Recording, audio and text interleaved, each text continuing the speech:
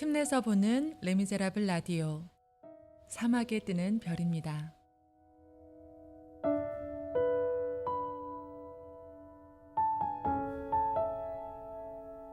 사회적 폭력으로 인해 상처를 받은 사람들은 종종 자신의 경험을 말하지 못합니다.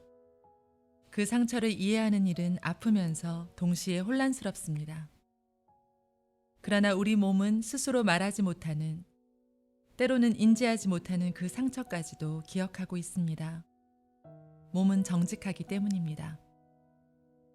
물고기 비늘에 바다가 스미는 것처럼 인간의 몸에는 자신이 살아가는 사회의 시간이 새겨집니다.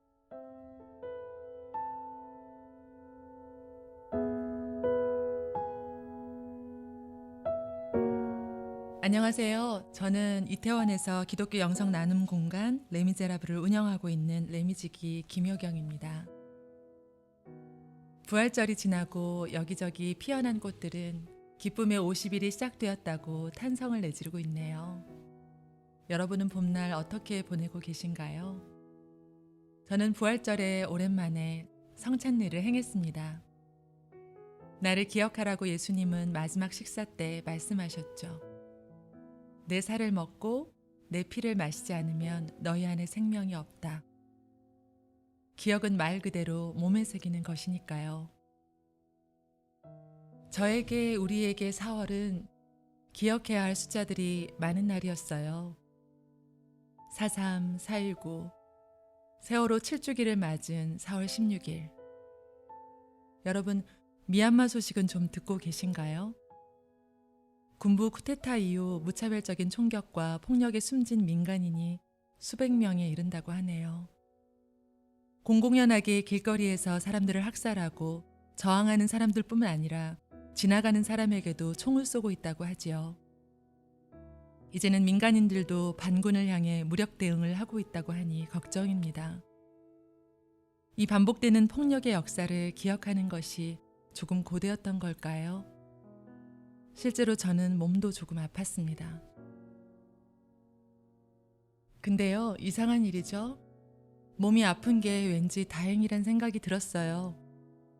아픔은 개인의 몫, 고통 역시 개인이 오롯이 견뎌야 하는 사회를 그저 지나쳐 온 것은 아닐까 해서요. 불행을 담은 단어들이 내 차례가 되지 않았음에 안도의 한숨을 내쉬면서 보잘것없는 위로를 보태거나 나와는 상관없는 먼 곳의 이야기처럼 외면해온 것은 아닐런지요. 첨단을 달리는 시대를 살면서 우리 생활에 깊숙이 침투한 풍요로움을 자랑하는 요즘. 온통 부동산이나 주식으로 얼마나 남보다 잘 살게 되었는지 하는 이야기로 주변은 온통 가득한데, 내가 좀 더 열심히 살았다면 뭔가 달라졌겠지라며 자신을 채근하느라 이 세상의 고통과 신음 앞에 애매한 발버둥만 치고 있지는 않으셨나요? 타인의 고통을 나눈다는 건 참 어려운 일인 것 같아요. 하지만 내 위로가 얄팍한 언어가 되지 않기 위해 마음으로 전하는 표현을 더 많이 찾으려고 또 기억하고 노력해야겠다는 다짐을 하게 됩니다.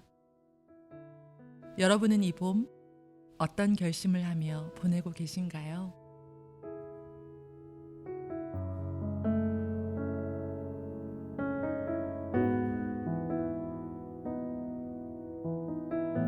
오늘 두 번째 시간인데요.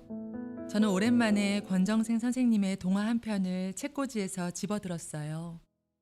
선생님은 우리 시대의 가장 탁월한 동화 작가셨고 안동의 작은 교회에서 예배당 종지기로 여생을 보내셨죠. 지금은 듣기 힘든 종소리지만 옛날에는 줄을 당겨서 교회 종을 쳤던 기억이 아련합니다.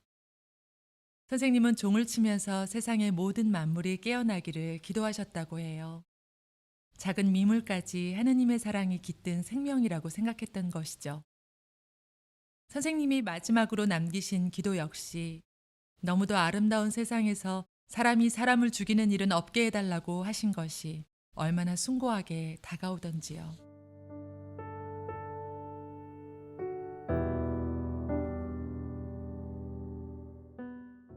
오늘 소개해드릴 책 하느님의 눈물은 권정생 선생님의 유년 동화집이에요.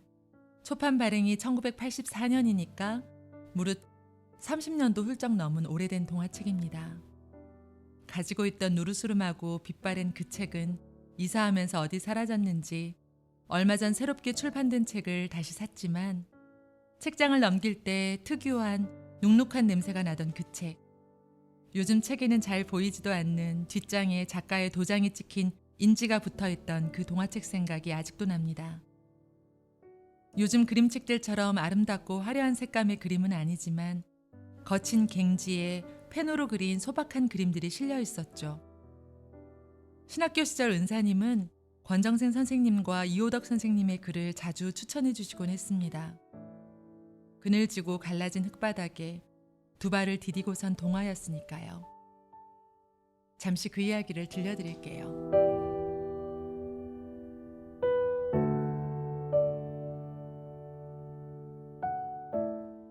순진한 산토끼 도리는 칡넝쿨, 관암풀을 먹으면 맛있지만 풀이 죽는 것이 마음이 아파 먹는 것을 참았습니다.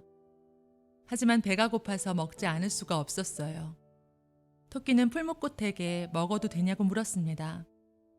풀무꽃은 너무 놀라 죽는 것이 좋다고 말할 사람이 어디 있냐고 따져 물었지요. 차라리 먹으려면 묻지 말고 그냥 먹어. 토끼는 미안해서 그냥 지나쳤습니다. 댕댕이 풀도 깔매덩굴 잎사귀도 바디취 나물도 고수대 나물도 수리치 나물도 먹지 못했습니다. 해님 아저씨 어떡해요? 나 아직 아무것도 못 먹었어요. 왜 아무것도 못 먹었니? 해님이 눈이 동그래져서 묻자 도리토끼는 하루 동안 겪은 일을 모두 들려주었습니다. 정말 넌 착한 아이로구나. 하지만 먹지 않으면 죽을 텐데 어쩌지? 해님이 걱정스레 말하자 도리토끼는 이렇게 대답하며 줄줄 눈물을 흘리기 시작했습니다. 차라리 죽는 게 낫겠어요. 괴롭지만 않다면 죽어도 좋아요.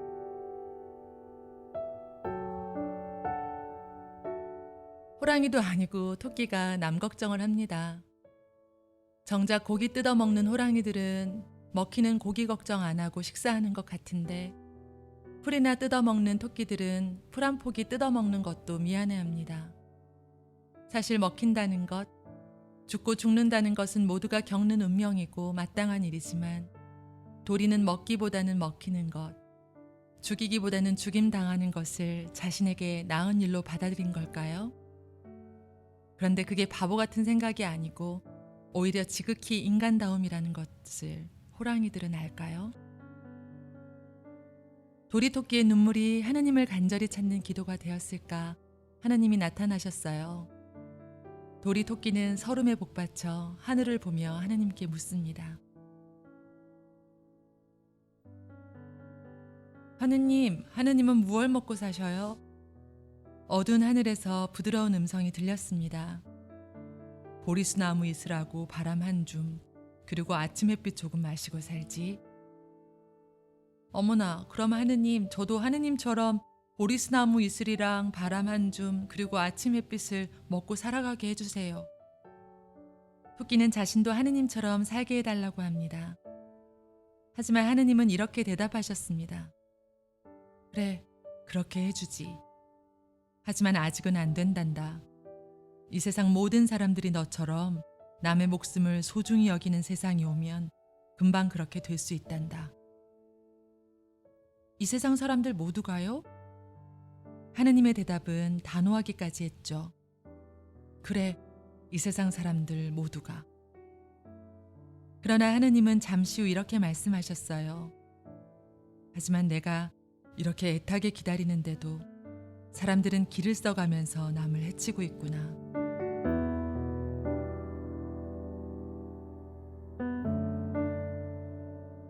권정생 선생님 작품에 나오는 사람과 동식물 중에서 하나님의 이런 심정을 가장 잘 드러내주는 주인공이 아마 이 도리일 거예요.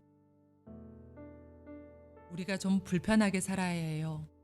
가난하게 살아야 하고 힘들게 살아야지 안 그러고 편하고 풍요롭게 산다는 건 안 됩니다.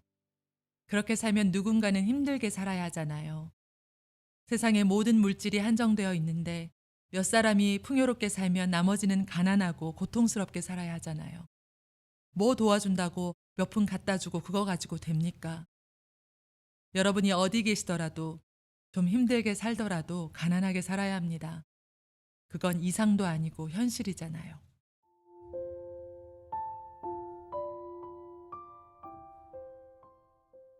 도리를 보면 권정생 선생님의 하나님은 어떤 분이실까 궁금해집니다.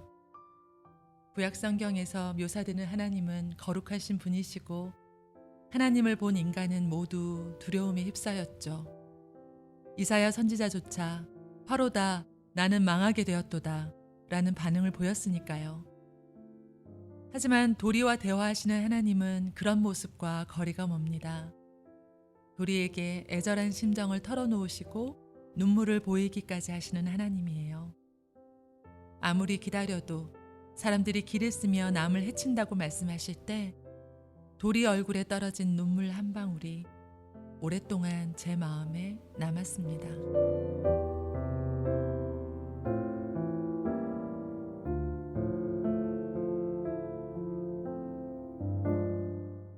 나 혼자 기쁘다고 생각했을 때 문득 내 친구들과 내 이웃들은 슬퍼하고 괴로웠다는 것을 문득 알게 될 때가 있습니다. 그래서 나 혼자 기뻤던 것에 오히려 미안해지는 순간 말이죠. 봄날 흐드러지게 피어있는 꽃들이 이토록 아름다운 건 그 어느 것 하나에도 혼자 피지 않아서인 것 같아요. 오늘은 눈을 들어 도리처럼 하나님께 말을 건네봅니다.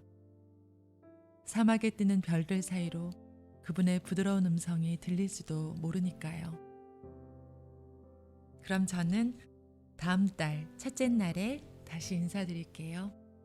샬롬.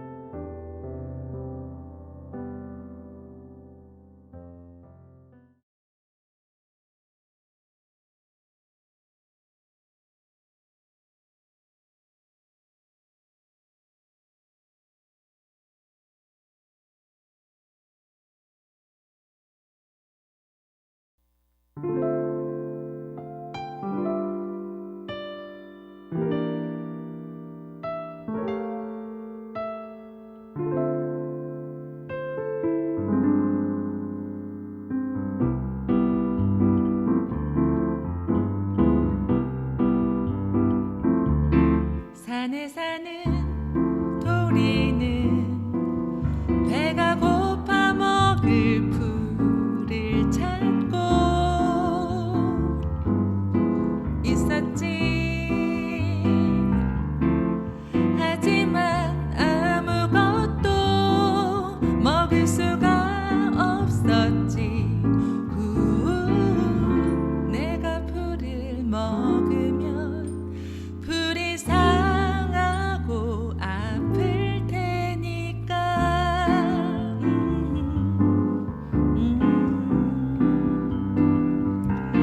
저 하늘에 계시는 님은 오늘도 이런 사람을 찾고 계시네. 저 하늘에 계시는 님은 오늘도 이런 세상을 기다리고 있네.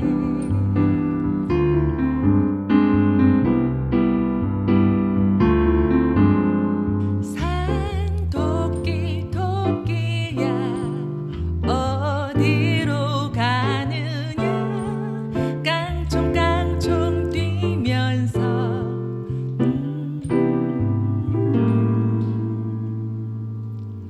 저 하늘에 계시는 님